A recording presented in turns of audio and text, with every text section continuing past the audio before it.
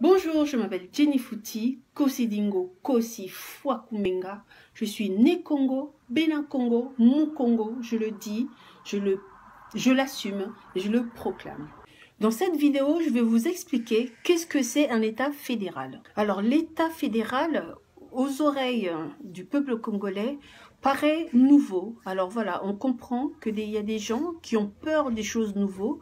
Mais ne vous inquiétez pas, c'est pas compliqué à comprendre et surtout évitez de vous faire lobotomiser par des personnes malveillantes qui essayent de vous faire croire que l'État fédéral est mal, que l'État fédéral est la balkanisation.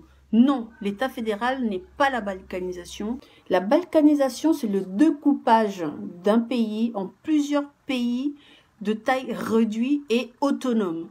Donc, qui est très différent de l'État fédéral.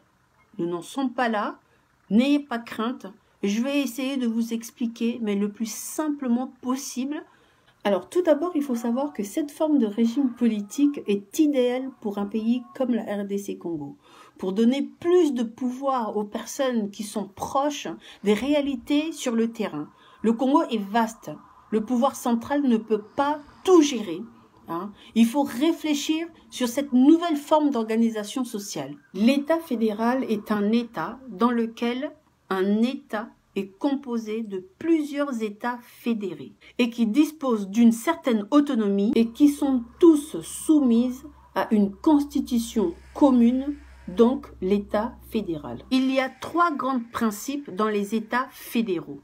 L'autonomie des États fédérés, la participation des États fédérés et la superposition de l'État fédéral aux États fédérés. Parlons de l'autonomie. Les États fédérés disposent des compétences propres et exclusives, dans lesquelles l'État fédéral ne peut intervenir en aucun cas.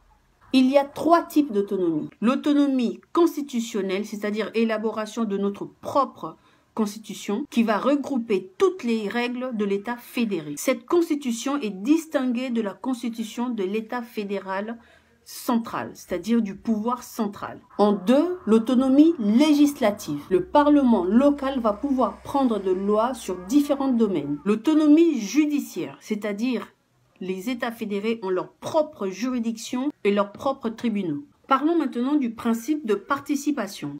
Tous les États fédérés participent au pouvoir de l'État fédéral. Et à l'élaboration du droit fédéral, tous les États fédérés collaborent avec l'État fédéral.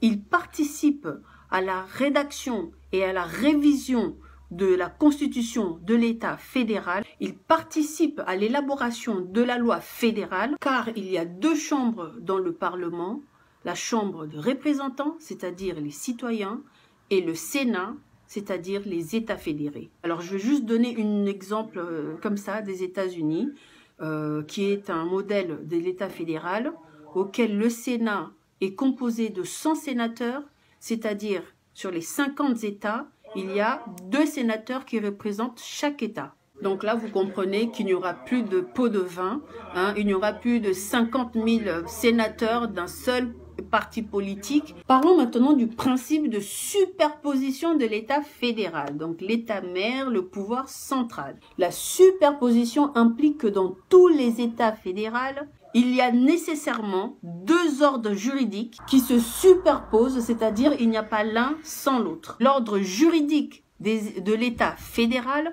et l'ordre juridique des États fédérés. Ça fait 2 ordres qui se superposent. Il est impératif d'établir au niveau de la constitution de l'État fédéral quels sont les domaines dans lesquels l'État fédéral peut intervenir seul et lesquels les États fédérés peuvent intervenir seuls.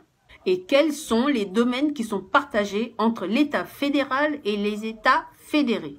Donc maintenant que nous avons compris qu'est-ce que c'est un État fédéral, c'est-à-dire l'État dans lequel il y a plusieurs États fédérés, l'État fédéral est un État dans lequel il y a plusieurs États fédérés qui ont leur autonomie, qui ont leur participation et qui ont une superposition, des lois qui se superposent entre l'État fédéral et les États fédérés. Et les deux l'État fédéral a des obligations, hein, a des obligations, et les États fédérés, eux aussi, ont des obligations. L'État fédéral ne peut agir seul sur certaines décisions, et les États fédérés ne peuvent agir seuls sur certaines obligations. Il y a comment dire, ils ont certaines libertés. Les États fédérés ont certaines libertés que l'État fédéral ne pourra pas intervenir. Donc c'est ça, au fait, l'État fédéral qui fait que c'est, comment dire, l'État fédéral est réellement ce qui va permettre à la République démocratique du Congo de pouvoir booster son économie, de pouvoir booster son évolution. Que dit la Constitution de la République démocratique du Congo sur des éventuels souhaits des provinces ou des communautés provinciales, sur le fédéralisme ou l'indépendance ou même de l'autonomie? L'article 218 sur la révision de la Constitution autorise que par une pétition d'au moins 100 000 signatures, adressée à une des deux chambres, le droit de réviser la Constitution. En ce qui nous concerne, c'est en vue de proposer un État fédéral. À l'échelle mondiale, nous avons la charte de l'ONU, c'est-à-dire sur l'autodétermination, c'est-à-dire le droit d'un peuple à dépendre de lui-même ou à disposer de lui-même. Alors, qu'est-ce qui fait qu'aujourd'hui, le fédéralisme est présenté aux Congolais comme la seule et unique issue de secours? Tout d'abord, l'ingérence de l'État.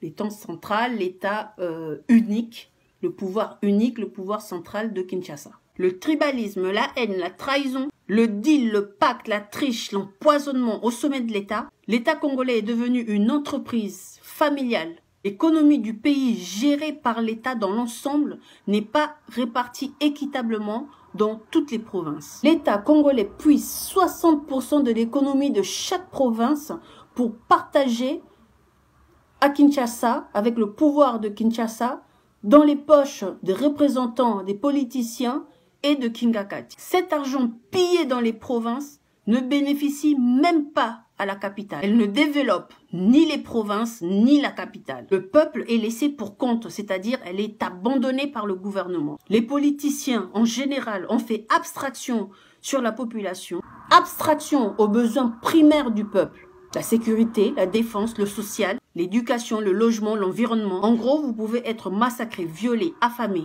analphabète, SDF, faire face à des catastrophes naturelles comme les érosions, les inondations. C'est pas leur problème. Ils sont trop occupés sur le pouvoir et le partage de l'argent. Nous avons en plus des politiciens qui pillent la caisse de l'État et utilisent 2% de cet argent volé au peuple congolais pour en faire des dons.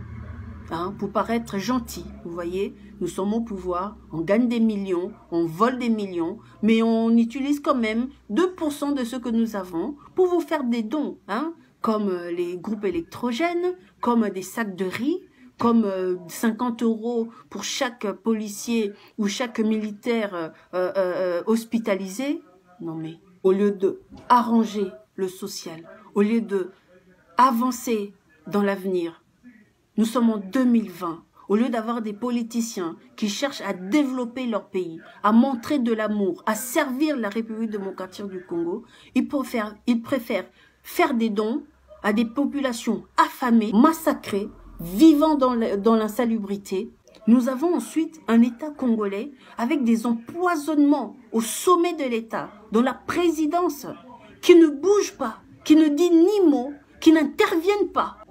Déjà qu'ils n'interviennent pas pour un peuple, mais vous vous rendez compte que même au niveau de la présidence, il y a des meurtres, ils n'interviennent pas.